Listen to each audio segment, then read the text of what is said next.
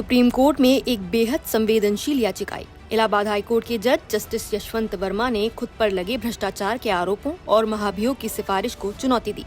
लेकिन जब ये याचिका चीफ जस्टिस BR गवई के समक्ष मेंशन की गई तो उन्होंने रेक्यूजल ले लिया, यानी खुद को इस मामले की सुनवाई से अलग कर लिया। मगर CJI ने आखिर ऐसा क्यों किया? मुद्दे पर CJI ने कहा कि मैं इस मामले की सुनवाई नहीं कर सकता क्योंकि मैं इस प्रक्रिया का हिस्सा रहा हूं। हम इस पर नई बेंच बनाएंगे।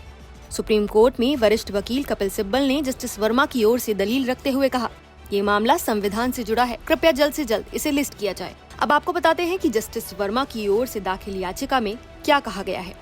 जस्टिस वर्मा ने मांग रखी है कि इन हाउस कमेटी की रिपोर्ट को रद्द किया जाए, महाभियोग की सिफारिश असंवैधानिक घोषित की जाए। पूरी कार्रवाई संविधान के अनुच्छेद 124 और 218 का उल्लंघन है और जज को हटाने की शक्ति केवल संसद के पास है, न कि किसी आंतरिक समिति के पास। आपको बता दें कि भारत में किसी हाई कोर्ट या सुप्रीम कोर्ट के जज को हटाने के लिए महाभियोग प्रस्ताव लाना पड़ता है। ये प्रस्ताव संसद के दोनों सदनों में 2/3 बहुमत से पास होना चाहिए।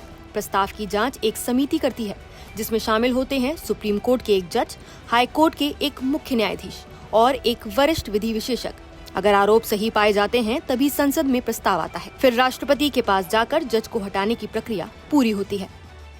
जस्टिस वर्मा का मामला 14 मार्च 2025 की रात से शुरू हुआ, जब दिल्ली स्थित जस्टिस यशवंत वर्मा के सरकारी आवास में आग लगने की सूचना मिली। उस वक्त जस्टिस वर्मा और उनकी पत्नी मध्य प्रदेश में यात्रा पर थे।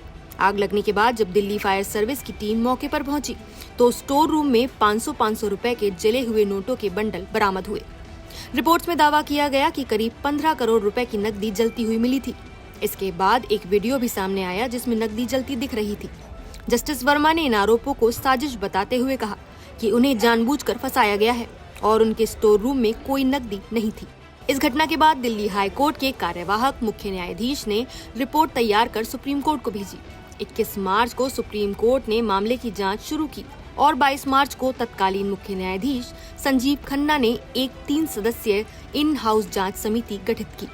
समिति में पंजाब हरियाणा हाई कोर्ट के चीफ जस्टिस शील नागू, हिमाचल हाई कोर्ट की चीफ जस्टिस GS संधावाला और कर्नाटक हाई कोर्ट की जस्टिस अनु शिवरामन शामिल थी। ये समिति 3 मई को अपनी रिपोर्ट लेकर आई जिसमें जस्टिस वर्मा को दोषी ठहराया गया। 8 मई को तत्कालीन CJI खन्ना ने ये रिपोर्ट राष्ट्रपति को भेजी और उनके खिलाफ महाभियोग की सिफारिश की। जस्टिस वर्मा ने सुप्रीम कोर्ट में दायर याचिका में कहा है कि उनके खिलाफ कोई औपचारिक शिकायत नहीं थी और इन हाउस प्रक्रिया सिर्फ एक प्रशासनिक व्यवस्था है जिसे किसी जज को हटाने का आधार नहीं बनाया जा सकता। उन्होंने ये भी आरोप लगाया कि उन्हें ना तो आरोपों का खंडन करने का मौका दिया गया और ना ही समिति ने उन्हें ये बताया कि वो किस प्रक्रिया के तहत जांच कर रही है। उनका ये भी कहना है कि समिति ने ये नहीं बताया कि नकदी असली थी या नहीं, कितनी राशि बरामद हुई और वो वहाँ किसने रखी थी।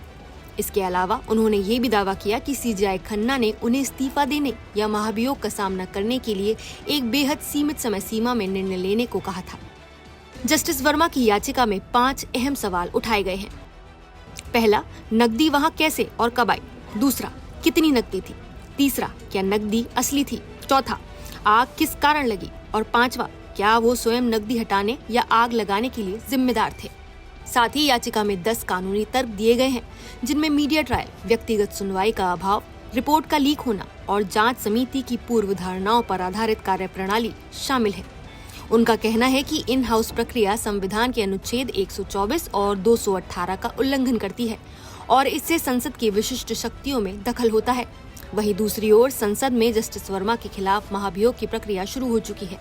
21 जुलाई को लोकसभा में 152 सांसदों ने स्पीकर ओम बिरला को ज्ञापन सौंपा और राज्यसभा में 50 से अधिक सांसदों ने प्रस्ताव पर हस्ताक्षर किए। केंद्रीय मंत्री किरण रिजिजू ने संसद में बयान देते हुए कहा कि जस्टिस वर्मा के खिलाफ महाभियोग लाने को लेकर सभी दलों से बातचीत हो चुकी है और संसद में इस मुद्दे पर सहमति बनी हुई है। अब सुप्रीम कोर्ट इस केस के लिए नई बेंच गठित करेगा जो तय करेगी कि क्या इन हाउस प्रक्रिया में दी गई सिफारिशें वैध थीं या नहीं। साथ ही ये देखना भी अहम होगा कि क्या संसद 2/3 बहुमत जुटाकर वाकई किसी मौजूदा हाई कोर्ट जज को हटाने का दुर्लभ कदम उठाएगी। फिलहाल आप इस मुद्दे पर क्या कहना चाहेंगे? अपनी राय हमें कमेंट करके जरूर बताइए। नमस्कार, मैं हूं मानक गुप्ता। अगर आपको हमारा ये वीडियो पसंद आया हो तो इसे लाइक और शेयर जरूर करें और हाँ, हमें सब्सक्राइब और फॉलो करना ना भूलें। ताकि आप देश और दुनिया की कोई खबर मिस ना करें। तो जुड़े रहिए हमारे साथ और देखते रहिए न्यूज़ 24।